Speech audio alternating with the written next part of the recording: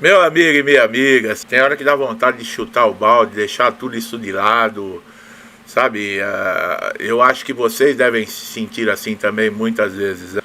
Mas aí eu penso nesse momento, onde eu faço esse trabalho aqui de trazer informação, de atualizar vocês, mostrar caminhos, e eu penso o quanto isso é importante para muita gente que está aí do outro lado me assistindo. Eu vejo isso pelos comentários, sabe? Eu não faço nada demais, gostaria de fazer até muito mais, mas vocês sabem, mas a gente também se abala com certas coisas, né? E quando eu tô me sentindo muito mal, eu lembro do tanto de pessoas que pode estar dependendo aí de um conteúdo como esse. Então, eu espero poder retribuir de alguma forma, tá? Porque vocês também são importantes na minha vida. Auxílio psiquiátrico e psicológico nas incapacidades e distúrbios mentais do INSS. Palavra difícil, mas isso significa alguma coisa? O INSS tem algum tipo de atitude quando ouve ou dá de cara ou se depara com algum segurado, algum pagador de impostos nessa situação? Bom, o auxílio psiquiátrico e psicológico tem se tornado cada vez mais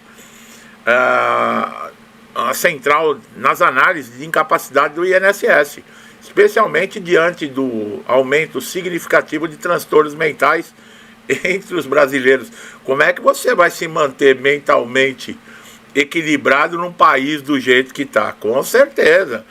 Condições como depressão, ansiedade grave, transtorno bipolar, síndrome do pânico, burnout, estão entre as maiores causas de afastamento do trabalho.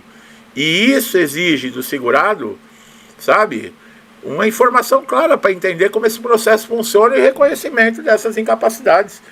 Realmente, pessoal, nós estamos passando, acho que uma nuvem negra, um urubu sentou em cima do país, porque olha, a coisa tá feia, viu?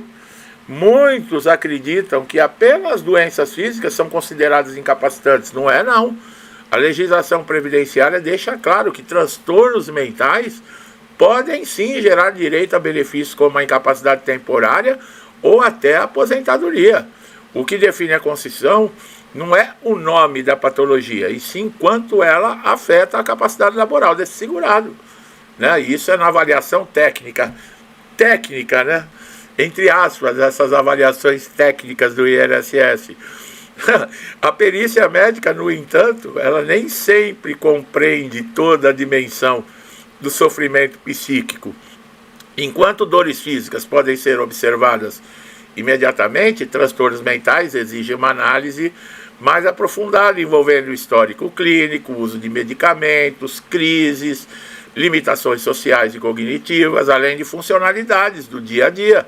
O papel do psiquiatra e do psicólogo no processo é fundamental para documentar corretamente esse estado de saúde. Quantos psiquiatras e psicólogos vocês acham que fazem perícia no INSS? Hã? E aí? Quantas vezes você já ouviu falar que levando todos os laudos com relação a distúrbios, a transtornos psiquiátricos, o perito do INSS ignora? Por quê? Isso é frescura, depressão, ansiedade. Vai arrumar uma pia para lavar a louça, não é assim que as pessoas falam? Pois é. Quantos casos de suicídio não acontecem, pessoal? A coisa é muito séria. E isso está acontecendo a nível mundial. As pessoas estão enlouquecendo no mundo. As pessoas estão brigando contra a própria natureza do ser humano. É gente que nasce agora, já não aceita mais se é homem, se é mulher, já arrumou outro que não sabe que é. Olha o absurdo, não nasce nem masculino nem feminino, nasce como qualquer um. Até planta tem sexo, imagina. Agora o ser humano já não tem mais sexo. Olha, eu não vou nem entrar no mérito, porque eu sei que isso vai dar um bababá. Isso vai dar um problema. Então, mas isso demonstra uma juventude que não sabe o que é, não sabe para onde vai, o que quer, o que não conhece a sua própria história. Bom, laudos atualizados são um dos pilares para comprovar a incapacidade por distúrbios psicológicos, tá? E esses documentos devem trazer informações claras sobre o diagnóstico, que é o CID, tratamentos tentados, terapias em andamento, evolução do quadro, principalmente as limitações funcionais que impedem o trabalho. Quanto mais completo, técnico e detalhado for o laudo, maiores as chances de uma análise justa. Você acredita nisso? Além dos laudos muito segurados, né, se beneficiam de relatórios de psicoterapia. Embora não substitua o papel do psiquiatra, os psicólogos conseguem demonstrar a frequência das crises, flutuação emocional, impactos cognitivos, nível de comprometimento social. Isso ajuda a mostrar ao perito que a incapacidade não surge apenas do momento isolado, mas pode ser constante e prejudicial. Bom, um ponto frequentemente negligenciado é que transtornos mentais podem não ter uma aparência física óbvia. É isso o grande problema. Você olha para a pessoa está normal. Você conversa com a pessoa está normal. Mas não é que ela está normal, ela está se fazendo normal, mas o problema está ali. Assim, a avaliação subjetiva do sofrimento deve ser bem fundamentada em documentos físicos, clínicos. Pessoal, eu não sou médico, como eu falo, mas tem alguns exames que demonstram. Eu acho que questão de hormônio, essas coisas. Tem exames hoje, a medicina está bem avançada e demonstra realmente que a pessoa está tendo alguma coisa que não é normal, não é? Eu não posso falar aqui, não adianta me perguntar, viu, pessoal? Se a doença mental tal, o distúrbio tal, eu não sou médico, tá? O INSS diz que está atualizando as suas diretrizes para reconhecer essas incapacidades psicológicas, mas a decisão depende da convicção do perito, que nem sempre está disposto. Muitos segurados enfrentam dificuldade adicional na oscilação dos sintomas em doenças como depressão grave ou bipolaridade. Momentos de aparente melhora podem mascarar a instabilidade do quadro. Por isso, especialistas orientam que o segurado registre episódios de crise com uso de medicações, internações, alterações bruscas de humor, incapacidades temporárias. Tudo isso contribui para mostrar que a doença ela não é linear, quer dizer, o estigma também prejudica muito o reconhecimento da incapacidade. As pessoas temem relatar que têm esses sintomas por receio de julgamento, ou por acreditar que o perito não vai dar credibilidade. É aquilo, a pessoa se vê num mundinho sozinho, sem apoio, sem nada, e ainda não tem coragem de falar, porque se falar ainda pode virar motivo de piada ou de críticas. É um problema gravíssimo, pessoal. Quantos pais, mães, quantas pessoas que não estão me assistindo aqui que não passam por esse problema? Uma abordagem honesta, detalhada durante a perícia é essencial, sabe? Mas isso, a pessoa, o responsável ali, o perito, tem que ter a cabeça aberta, tem que ser uma pessoa que queira realmente, que ame a sua profissão, porque não adianta. Porque olha para a pessoa, os cara falam que a pessoa está bem para trabalhar pela cor da pele, está coradinho. Você acha que vai acreditar que a pessoa está com depressão? É o que eu falei, o perito é capaz de falar, vai pegar um tanque para lavar roupa, vai lavar uma pia de louça, é isso que eles fazem. Os transtornos mentais são tão sérios que eles provocam perda de memória, impulsividade, irritabilidade extrema, medo paralisante, crise de pânico. Existem profissões que, eu falei acho que uma vez, imagina você, um piloto de avião, esses aí que você pega a ponte aérea para o Rio de Janeiro, que você vai para os Estados Unidos, você imagina um piloto de avião passando por um problema desse. E você olha lá o piloto, ele não está demonstrando nada. Aí o cara está naquela, não pode falar com ninguém, está depressivo, isso e aquilo. Aí ele entra na cabine lá, dá um estalo nele e fala, quer saber de uma coisa? Cansei.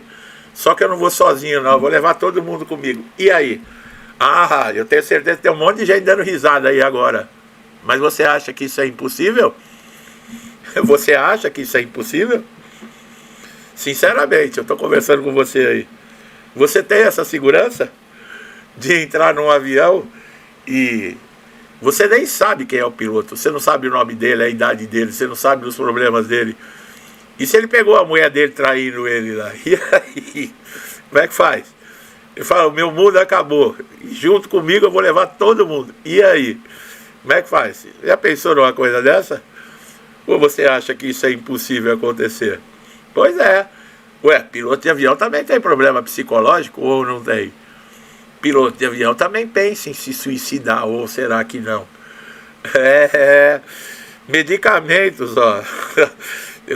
Tem gente que nunca mais vai subir num avião depois dessa, né?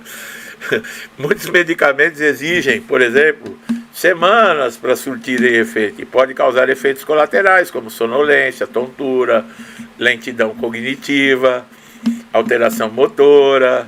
E aí, profissionais de saúde reforçam que não existe incapacidade menor quando se trata de transtorno psicológico. Mesmo quadros considerados leves podem impedir de exercer funções que exijam alto nível de equilíbrio emocional, tipo pilotar um avião. Por isso, o processo de reconhecimento do INSS não deve ser encarado como desmerecimento, mas como proteção. Quando o benefício é negado, a busca de revisão, o recurso administrativo pode ser o caminho. Decisões são revertidas, tá? Quando o segurado apresenta documentos robustos, atualizados, especialmente quando há um psiquiatra, né, que ele especifica claramente o impacto da doença sobre a rotina laboral. Isso, pessoal, isso você vai conseguir na justiça, tá?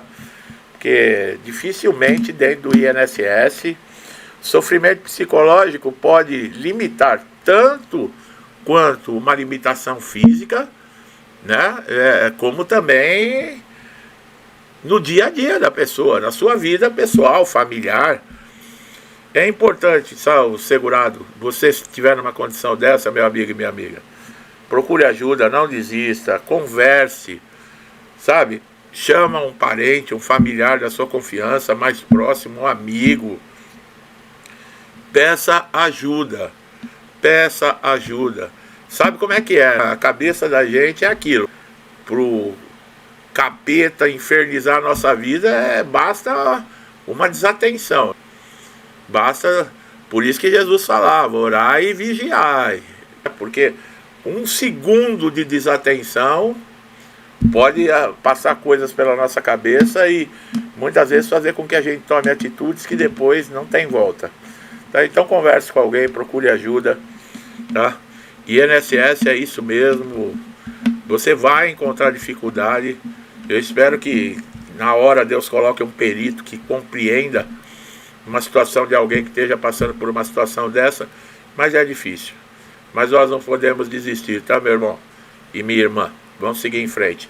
Que Deus abençoe a vida de todos vocês, com paz, saúde, prosperidade, que nos dê paciência para aguentar e suportar tudo isso, porque não é fácil não. Não é moleza não. Tudo que eu desejo para mim e para minha família, eu lhes desejo em dobro. Deixo um forte abraço e até os próximos vídeos.